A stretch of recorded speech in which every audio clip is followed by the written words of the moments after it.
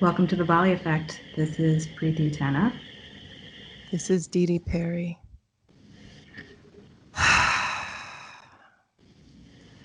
Breathing is important. Mm-hmm. How about we start it there? Yeah. And I just need to keep reminding myself of that because this day, this last 24 hours, this last week has been horrifying. And we have a lot to cover. So, Preeti, if you don't mind, I would like if we can just abbreviate our usual, introductory remarks, because I really want to get to the extraordinary guests that we have. But I want to know from you, can you tell me in 5 words, how are you feeling right now in this moment? Incensed, I think. Frightened. Repulsed. Apprehensive. Mostly heartbroken. How about you? Yep. The same. I went for a brief walk this morning just because I needed air, and I found myself crying. And before I could realize it, there was a man looking at me, and I could tell that he was like, "Are you okay?" And I was like, "Oh my God!" Like it just hit me. I live a block away from one of the police stations that was a site of not demonstration. Protest is fine, but when it turns violent in this context, it becomes a nightmare. And I'm feeling shocked. I'm stunned. I am surprised at my own surprise because I know this stuff exists all over. But this is more than 5 words, damn it. How am I feeling? 5 words, full of expletives. Mm-hmm. That's 3. But if I had to encapsulate it more, I would, lift the line from Solange is weary. I am weary of the ways of the world. Yeah. Right now. But the thing that I reminded myself in my walk after I pulled it together, and people really helped to lift me, because as I was walking along, I just went to the park and the market. People, like strangers, were like, how are you? Or are you having a good day? Like total strangers, and Black folks and white people, because our community was shaken up last night. And that made me feel hopeful. And I think I'm going to have to not watch the news for like the rest of the day and possibly tomorrow. But for now, I'm going to just keep on breathing. All right. I've said way too much than I meant to. Oh, go ahead. That's okay. I think one of the things that keeps me hopeful is, our guest today. Absolutely. And the yes. work we're doing. So let's get into introing our I have so many wonderful words for him from what I know, and I'm sure more so after this podcast. But go ahead, Dee. Well, we have someone who, to me, needs no introduction because of all the many things he is. He's my friend. I love him so much, and have loved him for 2 decades. But David Johns, David Jermaine Johns. You all right, brother? Yeah. Get you a test. Okay. David Johns is the consummate activist. He is an educator. He's a community leader. And he has such an extraordinary bio that if we just read that, we'd be taking up the whole podcast. So in a nutshell, I can say he started out as a kindergarten teacher, and then he became the education policy advisor to the late Ted Kennedy, the senator, and then he became the executive director of the White House Initiative on Educational Excellence for African Americans, which was a position created for him by Barack Obama to name a few. And right now, most recently, he is the phenomenal executive director of the National Black Justice Coalition, which is America's only civil rights organization focused on empowering the Black LGBTQIA plus community, eliminating racism, homophobia, and stigma. And if that weren't enough, he's also pursuing a PhD in education and sociology. So, standing next to someone like that, your life, throughout your adult life, you feel very under accomplished. But I just feel nothing but pride. I feel nothing but pride. David, welcome and thank you for being here. We've been trying to get you for months from the very beginning, but we Her, really appreciate you. her first name's Dee Dee Spoke. We got to get this guy. Welcome to the Bali Effect. Thank you for having me. We appreciate it. And if you could, there's so much to cover, but David, you're originally from LA. And my question, Inglewood. yes, your work has brought you all over the world. And I think that that is something that, so few people ever get to experience or do. Can you tell us about your start? When you were first starting out, what were the educational opportunities that were available to you from where you were from? So I appreciate that. Thank you both for making me blush and for helping me shift out of feeling a lot of what you described to being reminded that I have the unique ability to stand at a place where my purpose meets my passion and to show up at times such as this. It does not mean that I am also not weary because I'm beyond exhausted. But remembering that is restorative and helpful. So thank you for that. The answer to your question is that as a black boy from a non-nuclear family raised by primarily by my mother, my father and I, interestingly enough, are actively rebuilding our relationship at present, which is a beautiful Amazing. and unanticipated thing. But growing up in Inglewood to a mother who worked and made miracles happen, my educational opportunities were restricted. They were limited to schools that were available based on our socioeconomic status, literally my genetic code and our zip code. And most of my life I spent by myself, traveling from my community in Inglewood to better schools in wealthier, read white neighborhoods so that I could, quote, get out.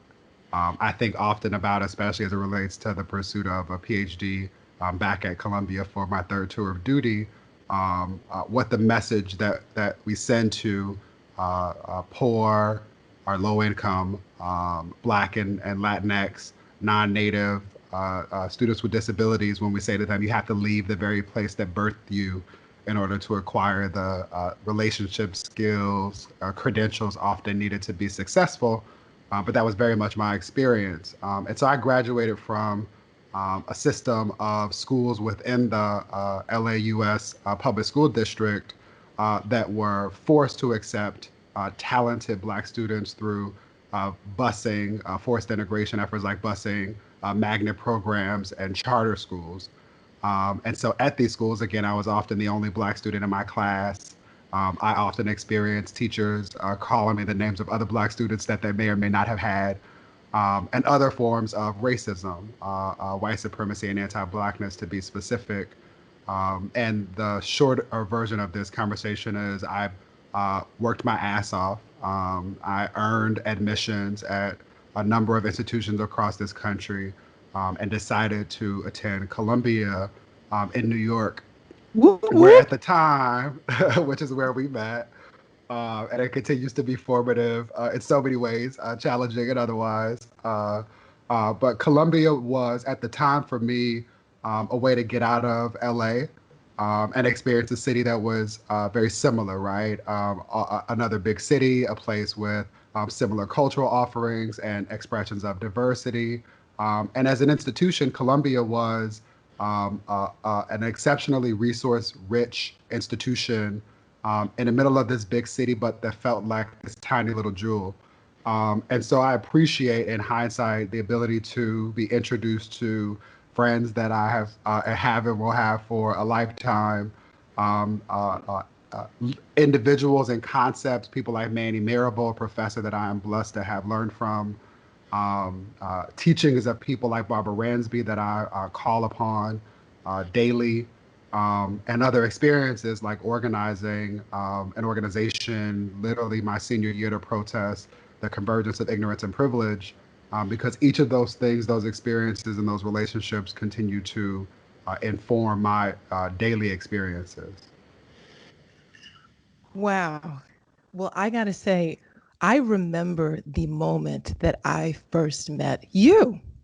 And it was like the first couple of days, that we were on campus. Orientation. And yes, and I remember, you know, first of all, and I think any non-white person in a space where people don't look like you can relate to this, or actually not just racially, but when you are in the minority, I think anyone can relate. I We air quotes around air minority, quotes, right? Because women of absolutely color air are a quotes global around that. majority. Hello, thank you. And so I remember, when I got there, saying like, okay, I want to see like where all the other Black people are, because we're outnumbered. And I Right, was it's walking by with Linda, and then this tall guy just like runs over to us out of nowhere, like makes a beeline, and he's like, "Hey, other Black people, I'm David, I'm from LA." Like sticks his hands out to shake our hands, and first we felt so special. We're like, "Yes, okay, another one." But also, we realized he wasn't just doing it for just us because we thought we looked so friendly. David did that for everybody, and so literally the line became, everybody knows David. And that still is the line. And I'm wondering, have you always been this community focused and understood the power of your community and sought community in this way?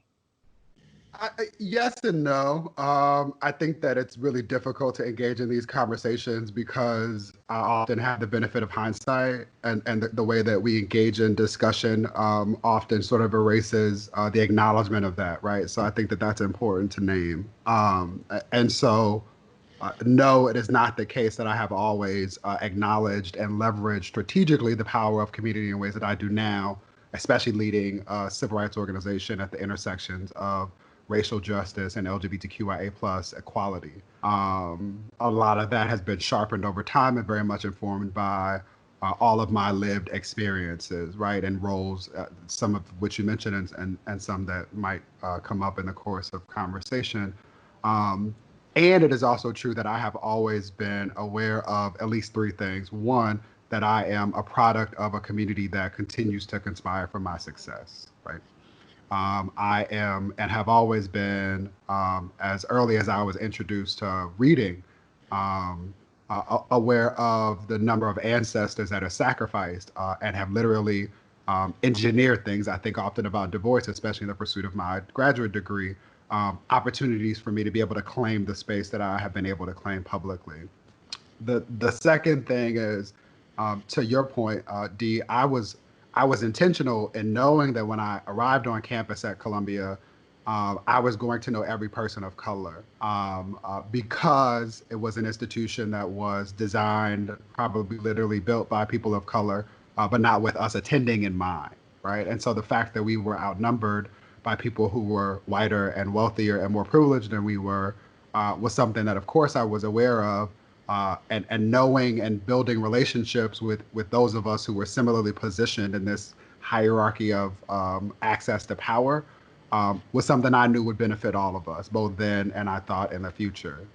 And so that I think is something that I've always been aware of and sought to do, even in school, right? As the only Black student in many of my classes, I had to uh, develop relationships right before school, during nutrition and recess or lunch and after school with other students who had experiences that were much more like mine, if only so that I didn't go crazy.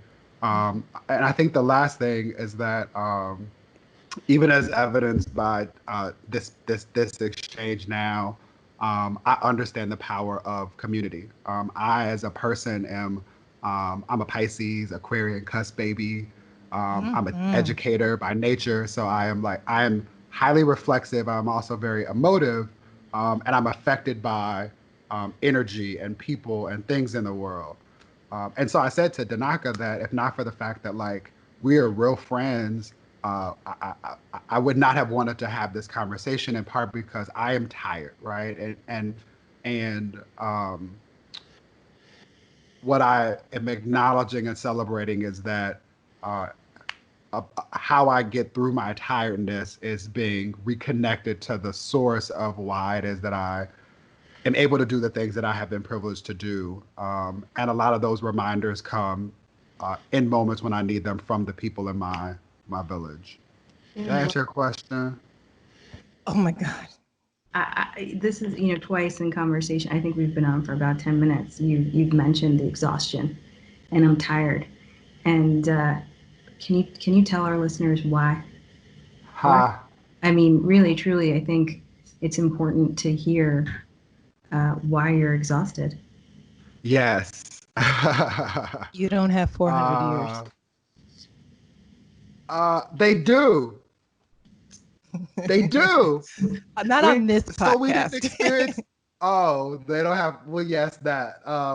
So I heard that I could say they don't have 400 years, and my thought was they don't have 400 years of experiencing racism and anti-blackness and oppression, and they do. And for the reason that white supremacy, what Black feminists refer to as the sign, systems and symbols that affirm this myth that white people are naturally deserving of and work in ways that are meritorious and claiming privileges that they have um, is invisible, right? There have literally been institutions and systems like public education, the one that I study, the judicial system, the one that many people are responding to viscerally, the police system and departments as a force, right? All of these things were, and even how we have conversation, the language that we use to engage in talking about all of this, like literally knowledge, what we know and how we come to know it, has all been constructed to make and then hide and legitimize white people claiming dominance. And so I am tired because last night I spent an hour talking to a very dear friend who is well intentioned, but was insistent on helping white people deal with their discomfort. And one of the ways that white supremacy works is by suggesting that everybody's feelings matter and that the discomfort of white people having to reconcile the contradiction of their merit and their privilege with visible examples of black people who were treated in ways that are unjust simply because we have skin that has been kissed by the sun. Like, you deserve to sit in that discomfort and to process those feelings on your own. I, But I, instead of doing that, yeah. they're asking us for help and not Googling Robin DiAngelo articles or TED Talks about the shit. And that contributes to the exhaustion. On top of that, I in the last 2 weeks have written no less than 5 statements mourning the tragic deaths of Black people at the hands of hate crimes and state-sanctioned actors like police officers. And so while the world is much more familiar with George Floyd and the tragic connections to Eric Gardner and Breonna Taylor and what happened in Kentucky, fewer people know about Nina Pop, a black trans woman who was murdered in her home, and not a single person has been brought to justice or to answer for this. Or Tony McDade, a black trans man who was beaten on camera by 5 grown boys 24 hours before he was shot and killed by the Tallahassee police. Or Mackenzie Lincoln, a black gay man who lives in a part of Louisiana where it is not okay to be that, who was shot in the head and who is suspected to be a victim of a hate crime. And so, on top of having to do the work of being black and responding to reminders of the vestiges of white supremacy, of trying to push my friends to hold space for themselves and not normalize white supremacy in the ways in which it works in this invisible and insidious way. I'm also responsible for highlighting that there are some of us who have intersectional identities that often go ignored. Most people assume that all Black people are heteronormative or strictly heterosexual, and whatever the hell that means. Um, and we don't have systems or the language again to capture these experiences, right? Like there's very few data sets. There are very few conversations about when we are killed, how all of these systems and processes are contributing to it and otherwise need to be highlighted and then destroyed. And as a result of doing that, professionally and personally, I'm beyond exhausted. I think anybody would be. And the reason why so few people might be able to relate to your specific exhaustion is so few people are doing the work in the way that you are. So, first of all, David, thank you for even showing up today in the midst of all of this. And thank you for breaking that down because, you know, we all revere Baldwin, James Baldwin. And in The Fire Next Time, you know, he closes it out with, you know, basically a call. And I am butchering this, so this is not a direct phrase, but what I can recall is he basically says, like, he uses the word innocence to describe white people's unawareness of their privilege and their racism. And he's like, they don't even realize that how bad it is. And we have to forgive them of it and we have to teach them about it. But I would push back on this intellectual heavyweight and this person who I revere tremendously because I hear what you are saying. This shit is exhausting. And I want to ask you, you know, there was a wonderful, powerful interview that you did on the Breakfast Club last fall, I believe. I mean, listen, for the people living under the rocks who aren't aware, David has one of the most impressive social media anythings. He's amazing, and he is. I mean, turn on any night, you know, given night at CNN, MSNBC, blah, blah, blah. He's that guy. Leveraging tools, just about leveraging tools. Hey, get the message out, right?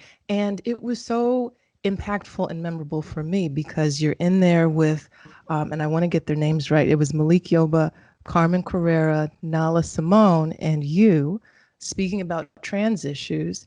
And I recall an exchange between you and Charlemagne where he really seemed very honestly transparent about not knowing what words to use just to describe people who were transitioning, how to describe people who weren't heterosexual. And he was looking to you and I was like, wow, what are you going to do? And what I found was relatable, quite frankly. It's like, well, if we don't know, how are we supposed to learn? And in that moment, you perhaps were not as tired. And you, number one, you told him directly, this has been a harmful space for a lot of people in the community, and you need to own it. At the same time, you know, it's good that you have us all here now to listen. And then you like schooled them. Didn't they have you come back I've been on a couple of times before and after. Yeah, they've been helpful in providing space to continue the education. So can you tell us, when was it that you realized the power of having to engage your oppressors or people who behave in oppressive ways? Yeah, I can answer that easily. Preeti, were you going to say something earlier? Probably. I can go back to it if you want. You were talking about the exhaustion, and I wanted to actually read your Instagram quote from a couple hours ago. Okay. It was so poignant. I don't even know what I wrote. I'm going to read it, and then we'll get back to Dee's question since you asked me. But you posted this. It seems like it's a text between you and a colleague. And they say, "What's up, good brother? I have a lot of white friends, colleagues that are asking what actions they can take to to combat systematic racism. Can you please point me in the right direction to provide them with tangible actions to take? And your answer for me was so incredibly powerful. You said they should really do the work on their own. Burdening us is yet another form of violence. And I really I read it so many times because I wanted that message to be so clear to me. And the reason why I brought it up wanted to bring it up earlier is because that to me spoke to the work that you're doing and how exhausted you are. Yeah. And I just had never, and I'm going to be honest here, it had never occurred to me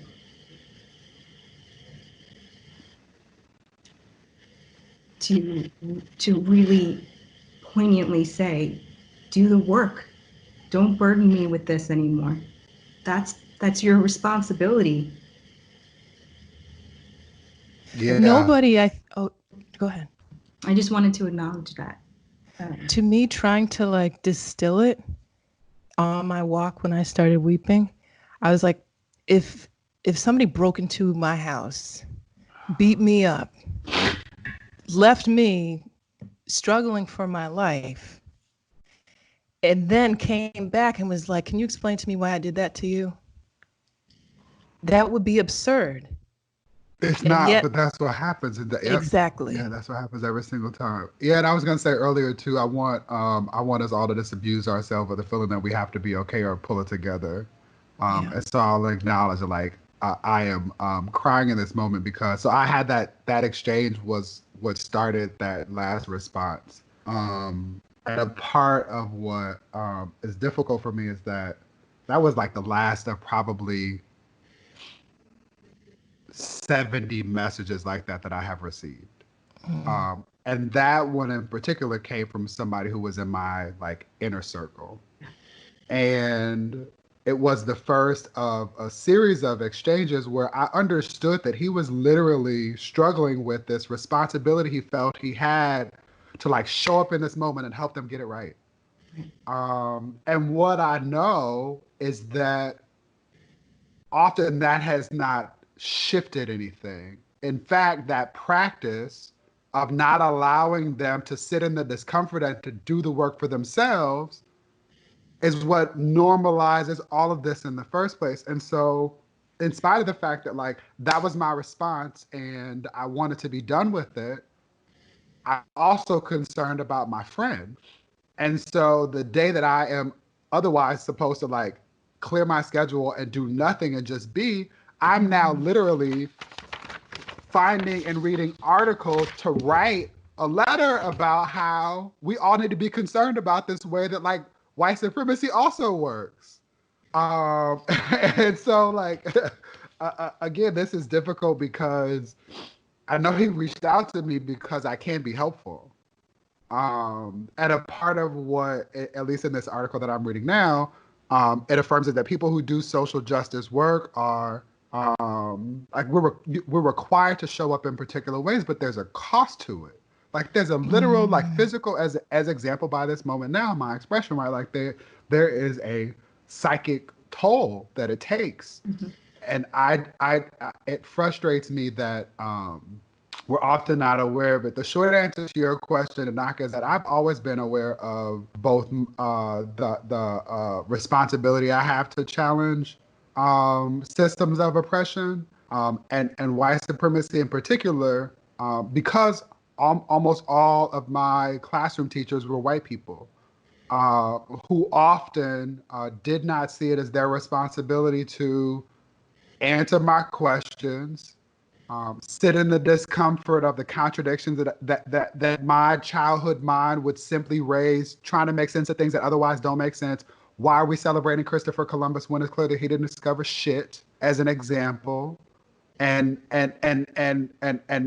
okay, you don't want to engage in answering that, but now I'm supposed to accept that you're an authority and that everything that you say is right when clearly it's contradicted by things that otherwise are offered up as data, right? So my experience as a black boy who has other intersexual identities. I pause, try to acknowledge if in that moment in my life it was also appropriate to acknowledge that I now identify as safe gender loving.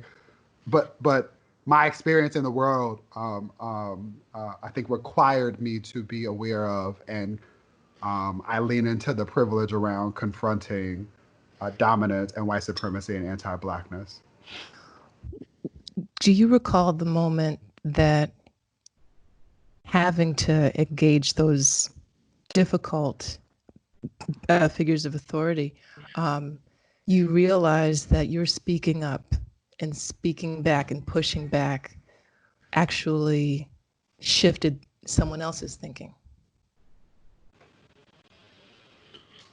Do I remember the moment when when my advocacy shifted somebody else's thinking? Yeah. Um, About I anything. think I can recall examples of it, but I think more meaningful than my recollection of my ability to do it is acknowledging that my mother is the first and most important advocate that I've ever known in my life. Right, her leveraging all of her resources to ensure that I had everything that rich white kids had was for me a very powerful and meaningful and measurable demonstration of what one could do when one advocates for what one needs, right?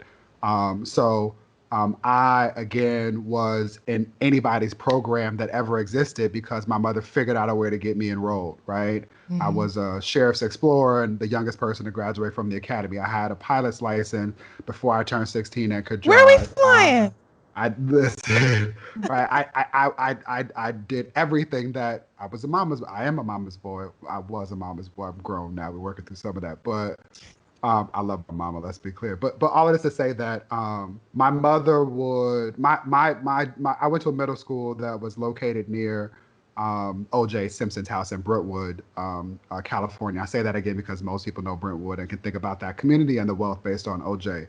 We were prohibited from being able to access the school because of all of the media attention connected to the murder of Nicole Simpson, just as an example. At my seventh grade year at this middle school, my classmates started taking classes at the high school that I would graduate from. It was that competitive, right? I wanting to do the same thing, knowing that we had to run the same race with my additional challenges that were created by their parents and their forebears, had to bring my mother and lawyers to the school to ensure that I could have access to the same things that they did. She would do that again when I started at that high school and wanted to take a course load that was heavily loaded with AP classes and honors courses. And the school's normative response to Black excellence is to say, well, we don't want the liability. Should he fail these classes, we don't want to be blamed for it. My mother showed up at a school with a lawyer from the Johnny Cocker firm and said, explain it in front of him. And so watching her again, and I don't know how she paid the retainer that I imagine that was required, or came up for the money required for me to get tutors when my eighth grade math was well above anything that she could ever do or any of the people in our immediate circle were capable of. But her advocacy for me was transformative in allowing me to see what leveraging one's individual privilege, acquired or inherited, could do for other people. Wow, we need to get your mom on. We need to interview her. That is incredible. Yeah, the challenge is now Wow. my mother's dealing with the barriers that are erected around women of color and people who are aging and elderly in this country. So, in spite of all of her experience, she now exists in a workforce that sees her as not being able to add a whole lot of value because she doesn't speak emojis. Oh, that I can relate to that struggle as experienced by my own parents very deeply. And that is something I also think we should discuss here.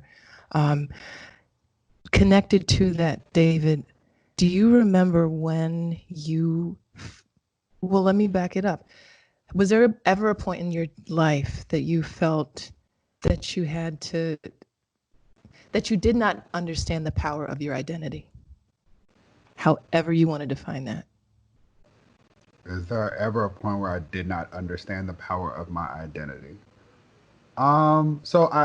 Identity development is a continuous process.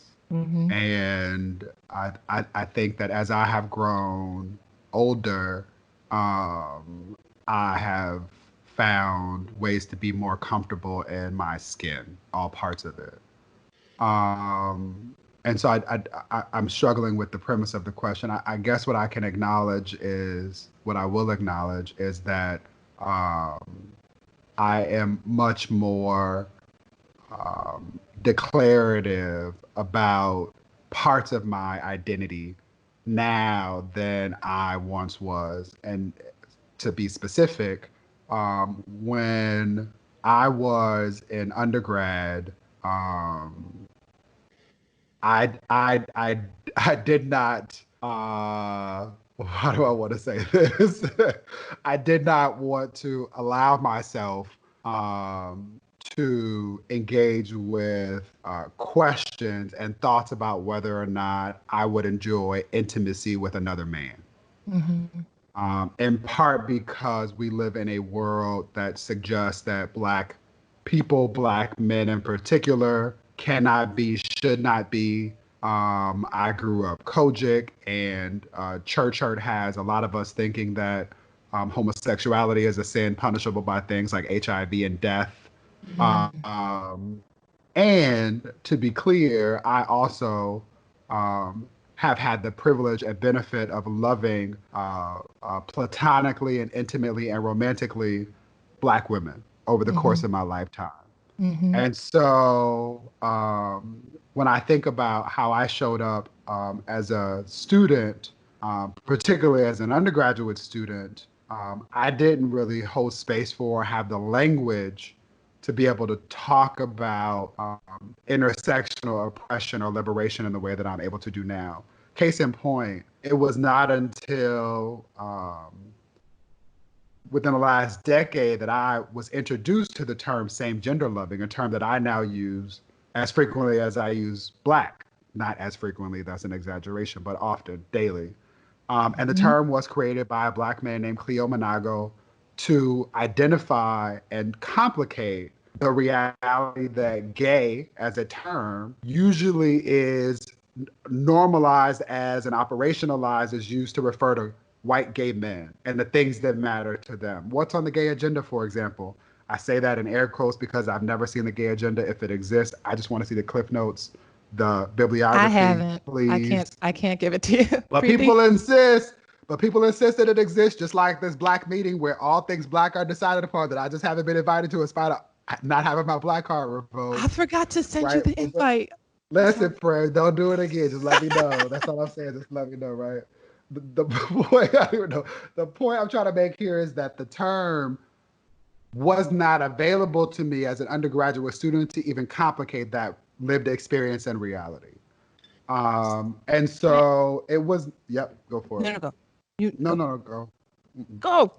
I come back to it. So I am now better. I am now not better because that's not even right. Like I have the benefit of time and experience and language to be able to show up in ways that I think other people might think of as more fully, but I think more meaningfully as a reflection of where I am at this point in my life.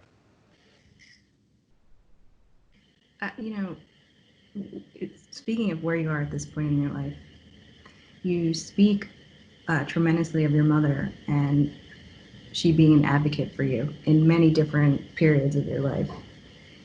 Where do you think you would be today if she didn't stand for you and didn't advocate for you in all of those different moments? Because Yeah, I don't even know that my mind will allow me to try and imagine what's possible based on the data around the lived experiences of black, gay, black, working class, working poor people. Yeah, I don't even know. because that's Definitely not the American dream that I've been able to obtain. well, I'm, Look, you hit on what I was really getting to, because I do think that, probably through your work in education, there are so many more that want to either feel that advocacy or contribute to the education of others. right? And so what is their next step? How do they tap into what you've the path that you've laid because you had that advocacy? Yeah, my advice, if I heard you correctly, which is like, what's the advice for folks that want to do something similar, is to not, right? I am uniquely positioned to be talking about and trying to normalize conversations around Black queer things. And I mean queer with a capital Q, not just LGBTQ, but Black people with disabilities, Black people who are non-native, right? I am doing a lot right now to highlight that we don't even think about Caribbean people and HIV because blackness, as it's been flattened, right, erases the fact that there's a panoply of experiences with regard to diversity. Um, I lost my train of thought. What was the question you asked me? Yeah, that's okay. I think that sort of going towards the oppression that others feel, right? Like, Oh, the yeah. pathway. Yeah. So I say that to say that like, um, I, I my ask would be for folks to sit with themselves, to identify the things that make them happy, Mhm. and to think about how you can leverage your unique time, talent, and treasures, your skills, your interests, to make some form of change in the space that you occupy, right? I had this conversation yesterday with two young men who recently graduated from college. Mhm. Shout out to Disha Dyer, the Obama's former social secretary. She Hey, acknowledging Atisha. the disruption, right? The disruption of COVID, Mhm. tapped and invited a number of Black Obama alum to offer up mentorship to recent college graduates. And both of the men that I was connected with are Black and same gender loving. They are brilliant. One recently graduated from Yale, the other from George Washington University. They could have graduated from a community college, and I would be equally as proud. But the point here is that both of them, again, because of how these conversations traditionally have been had, are have been told the lie that the only way for them to make meaningful and lasting change is to become a lawyer, Oh, because God. that's what talented Black people who speak well and who argue and challenge white dominance and authority are supposed to do. And I think people that are more sophisticated now might even say, "Oh, you should pursue policy," and the way to pursue policy is to become a lawyer, right? And I now have the ability to leverage my experience to disrupt that fallacy and to say that's actually not true, right? And case in point, one of the young men is going to work in a college admissions office, and I helped him to really realize that the goal is to create change wherever you are.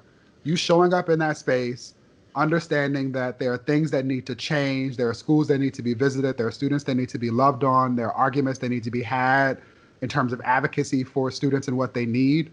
Doing that, keeping a record of it, working with other folks who know policy and can help you review institutional policy, then make recommendations that boards will have to vote on and can be codified. Like, that change is meaningful. It doesn't have to be labeled by or codified or stamped or affirmed by you obtaining a law degree that you'll never use to practice, because you actually have not said anything to me about wanting to practice law, which is the only reason why I think anybody should go to law school, right? And you also don't really understand it. It's not your fault, but you don't really understand what policy is, Mhm. or the enterprise of identifying, developing, and codifying policy, which can take years to engage in and actually yield nothing. And so I think I'm spending a lot of time here, but the point I'm trying to make is that too often we say to people like follow a particular path. For me, the beauty of now, especially in COVID, Mhm. is that like we get to disrupt all of that, like blow all of that shit up, right? That there is no one way to do anything. My policy pathway. I was a CBCF fellow working in the office of Congressman Charles Rangel, and was doing shit that people much senior and who had been there a lot longer than me said that I shouldn't do. That I needed to like move up the ladder and I needed to get this job and then get that job. I don't play by the whose rule says who, not here, right? It's exactly who are And they? other people can't do it. And so I just want people to do their own thing. I just want to jump in and say when I remember there was a time in college, David, where you were like, I'm going to law school, I'm going to be a lawyer. And you were like, I'm Mr. David Johns, ESQ. Yeah. You, out of college, though, went on to pursue education and you became a kindergarten teacher. What changed your mind? Yeah, so I deferred law school when the convergence of ignorance and privilege at Columbia in 2004 resulted in the Federalist paper publishing a cartoon called Blackie Fun Whitey, starring Kunta Cornelius and Steppen, I reducing the remember. contributions of Black people to sports and entertainment, and ending with the slide that said, Black people do lots of other wacky things, but you don't have to worry about that until next Black History Month. That was published and put in our mailboxes on February 21st. Which I will never forget because that is not only my birthday, but also the anniversary of the assassination of Malcolm X. There was also the Orgo Night fiasco, which our marching band, who aims to be offensive, produces a skit where the goal is to offend everyone. And in advertising for this particular set of skits, which happened on the night before the organic chemistry final, one of the flyers said, Yahweh 1, Side 0, and I had a picture of a recently deceased professor, Edward Said, with an X through it. Another one had a picture of Michael Jackson as a Black boy, then as a white woman, and it said, who needs ethnic studies anyway? And it referenced a hunger strike that a student, a Latinx student, had been waging for months at this point, to cause attention to the investment of Colombia in the raping and devastation of indigenous countries. And what was the third thing? There were three things that happened. There was Oh, and then there was the the bake sale, the yeah, anti-affirmative action bake sale, where the conservative club pulled a stunt that they the copied from other CCC. clubs. Yep, the Columbia University Conservative Club, where they essentially held a bake sale in the middle of Lerner, the student center, and essentially said that Black people will pay. Black men will pay $1 for a cookie, Black women 50 cents for a cookie, white men, to try and suggest that we benefit from affirmative action policies, forgetting, in fact, that we attended a private institution that did not employ affirmative action, but in fact employed legacy practices. And so before that, I'd applied to JD PhD programs because I had been told that PhD would allow me to pose questions and then be paid to find the answer. And I thought, oh, next to selling drugs, which I can't do because I'm too cute to go to jail, that's the coldest racket ever. Sign me up.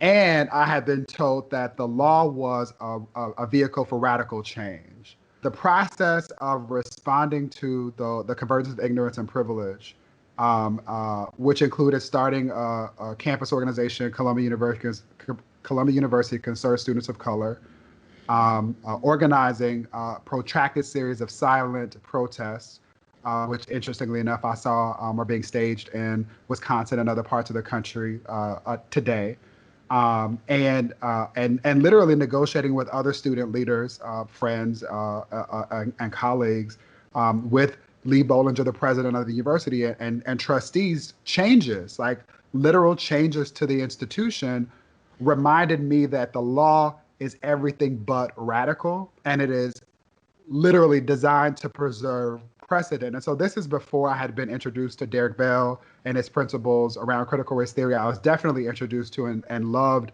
a relationship with Kimberly Crenshaw, who had a dual appointment at Columbia and UCLA, and Randall Kennedy, who was also at Columbia Law School. And so I knew about intersectionality, but I did not really understand critical race theory and how that was an acknowledgement of the limitations of the law, Mm-hmm. right? And an attempt to work within that institution and try and change it. And so I found myself teaching elementary school in part because that's what God wanted me to do. I had always worked with young people, but didn't really believe that as a first generation college graduate from Inglewood, California, at Columbia, that I was supposed to teach. Right? We're taught to take over companies and corporate countries and corporations. But it was teaching that really grounded me in, again, this calling I have to be an educator. I accept it to be a calling. It anchored my research, right? I'm now able to study schools as public institutions designed to preserve white supremacy. And I'm now able to use my expertise in practice and policy design, construction, and operationalization to try and shift a whole lot of shit. So Wow. I don't believe it, that, so all of that to say the law wasn't for me. And now I also get to tell a whole lot of other Black kids that they shouldn't buy that lie either. I'm with you. I'm so with you. And that I'm so glad you listened to that and that, you really had exposure that something else was possible. I think that one of the things that we try to drill down on with this podcast is the real notion that you can do whatever you want to do. You just have to change your mind.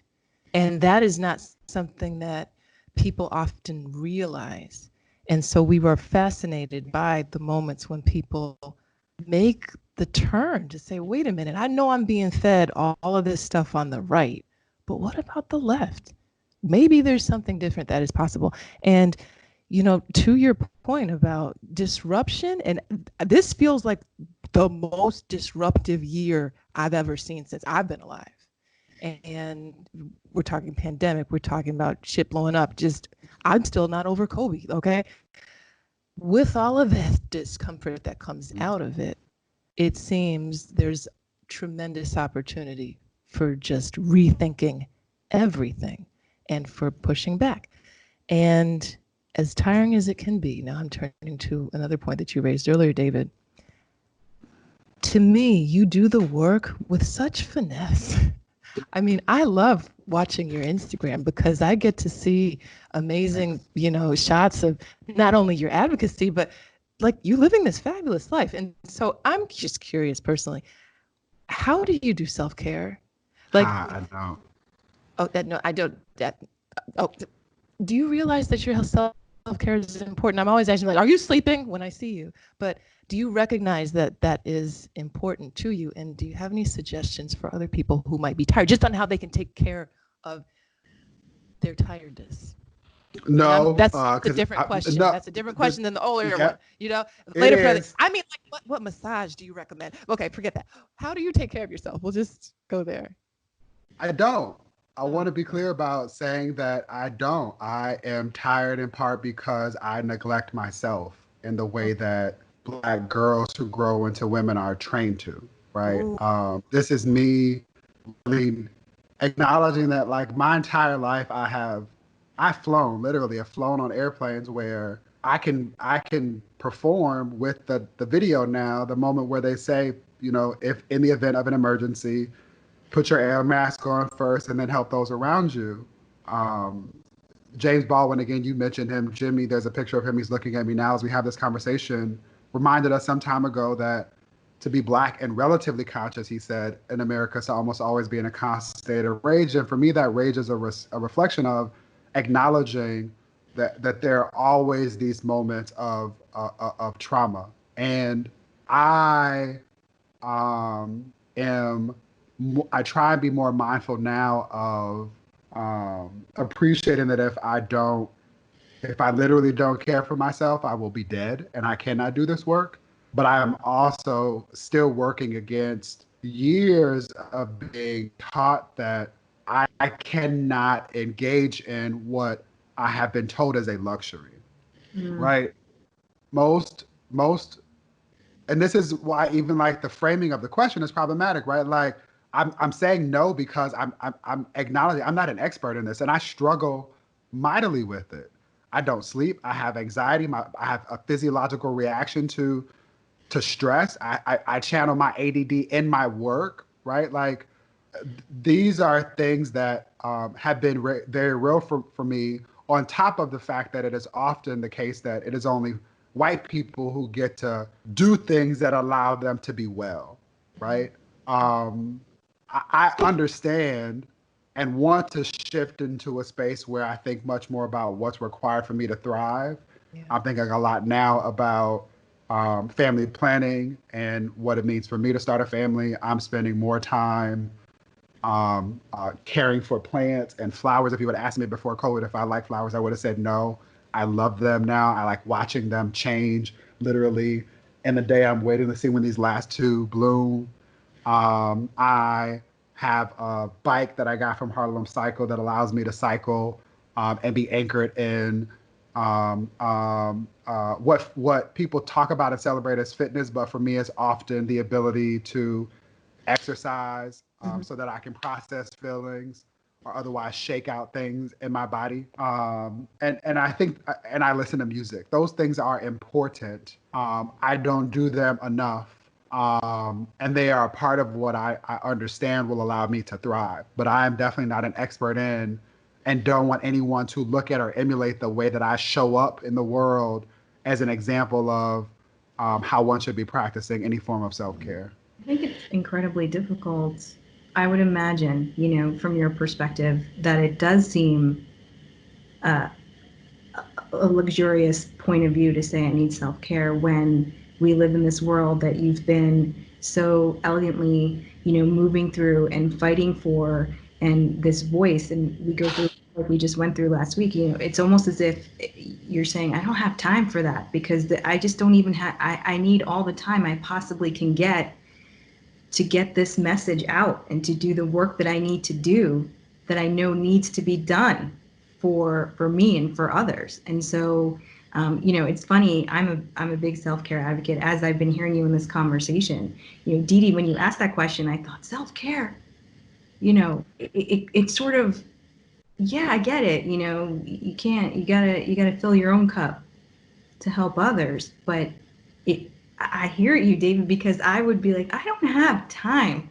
I almost wanted to say, I can't imagine that you would. And so, I don't know. I don't know. There was no question there. It was just a statement on Yeah, how so I you feel. know what self-care as I understand it for me in this moment would look like me being able to hold and play with my nephews. Right. Two twin boys, Jackson Jet, who literally are growing in a world where I am So cute. prohibited from being able to hold, right? Right. My mom called me the other day and said, uh, Jax has your sensibilities. There are certain shows that'll come on and he'll sit up and listen and pay attention. And he's curious about what's going on and he likes to be held. And the fact that I cannot be with them right now or to talk to my 16-year-old niece who's 16 going on 31, that would otherwise be self-care. And there is, again, the thing that I want everyone to hear me say and struggle that I'm struggling with is I know in my soul that it is not a luxury that unless one makes the time for care. Wellness is the term that I use more often. Um, you'll die, right? Yesterday I celebrated the 30th birthday of Erica Snipes Gardner, the daughter of Eric Gardner, who she died, right? Offering up her body, herself, her everything to the cause of justice, trying to ensure that we did not have to experience George Floyd. That is important. And it is often the reality that too many of us often show up in the way that Whoopi Goldberg did as Celie when she reminded folks that all her life she had to fight. Yeah. As always, we are again up on the hour because I don't want this conversation to end. No, I think this conversation has inspired so many moments of awakening for me, as conversation with David and conversation with you, Preeti, so often does. So I thank you for always being an educator, always being inspiring and patient with the Educators do likes God's of work. I us. have to remind Yes, you myself do. of that. And God Yeah. bless you. I want you to go to sleep right after this, but I don't know if you have that luxury, but I'm always praying for you and for your protection. And can we ask him the questions really quick, Preeti?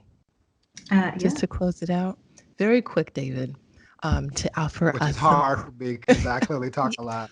You Go have ahead. five words, kind of how we started this out. In 5 words, can you just give us a little bit of insight? One of the questions you actually already asked, we were going to say, who's your biggest cheerleader? I think your mom fit the bill. But some other questions that we have for you, just in 5 words. Can you name 3 songs that speak to your journey right now? Yeah, of course. Any and Everything by Donny Hathaway, but in particular his version of Young, Gifted, and Black. Amel LaRue, who I love Mhm. and who could sing the alphabet to me, has an album and a song called Infinite Possibilities that I often play when I need to hold on to something. And Guapole, a sister from Oakland, from Cali, has a song called Closer, where over the chorus she sings about getting closer to her dreams. It's a song that I will frequently play in the morning to try and set intentions. I love it.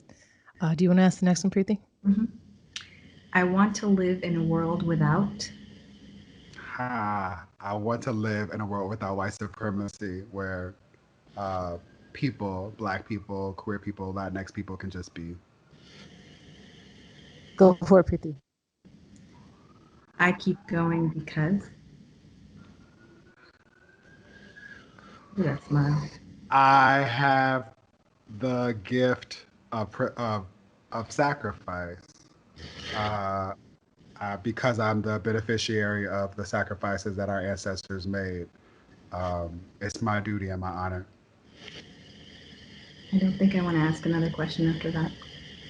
No, it's been our honor having this time with you. Love you so much, brother. Thank you. Love you too, Fred. And for those who would like to learn about how to support your organization, how can they find you? You can app us. No, the organization is the Facts. National Black Justice Coalition. NBJC.org is our website. We're NBJC on the move across digital platforms. And I am at Mr. MR, my name, DAVIDJOHNS, everywhere.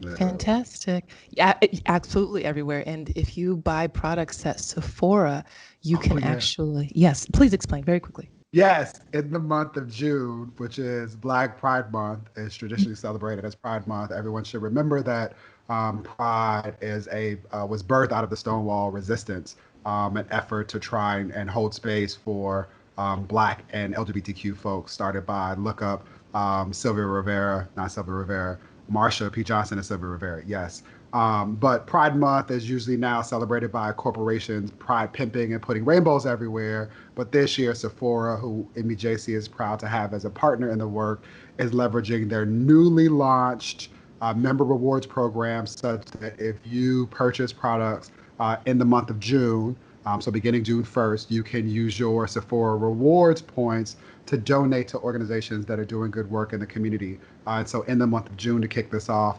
MBJC has been selected. And so if you need to replenish something, or even if you don't, you can make an investment. You can make a direct investment, or you can make an investment through Sephora.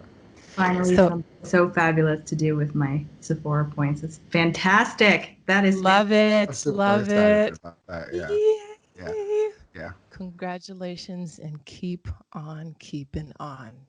Yeah, I gotta appreciate that because a part of what happened is that like that happened, like the announcement happened, it came out, and then right after that, there were these other reminders of dominance. And I literally have not thought about it since then. And you asking me the question is reminding me to sort of shift and to try and take a broader perspective. So thank you for that. Well, you share the name with a biblical giant who, with, 3 stones and a slingshot, destroyed a horrendous monster. And I think it's the perfect name for you. It feels that way. Like white You supremacy is go. a beast. Yes, it is. Yes, it is. But you are the light. And yeah, period. Full stop, as you would say. Thank you, everybody, for listening in, for having an open spirit. Listen to this one a couple times, you guys, yeah. because there was a lot in there. But thank you. We love you. And The till next time. ancestors. What Yes. time? Amen. I did. Bye.